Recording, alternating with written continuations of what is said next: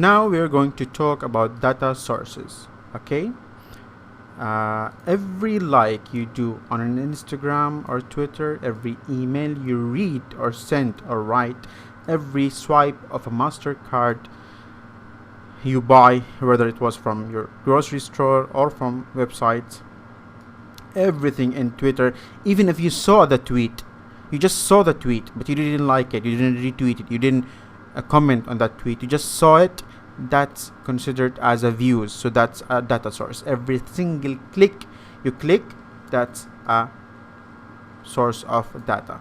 We basically use the data to describe the present, and we also use it to predict the future.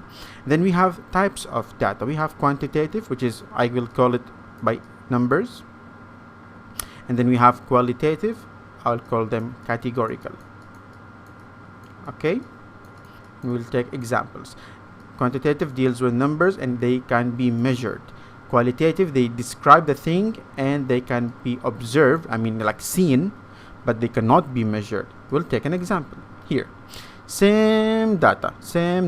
Okay, here the quantitative data is that this fridge is 60 inch tall, and this fridge has 2 apples and it costs 1,000. Okay, 60 to 1,000, they can be measured. So this is a quantitative data. Same data here, same fridge. The qualitative data is that the color is red and it was built in Italy, and the fridge smells like a fish.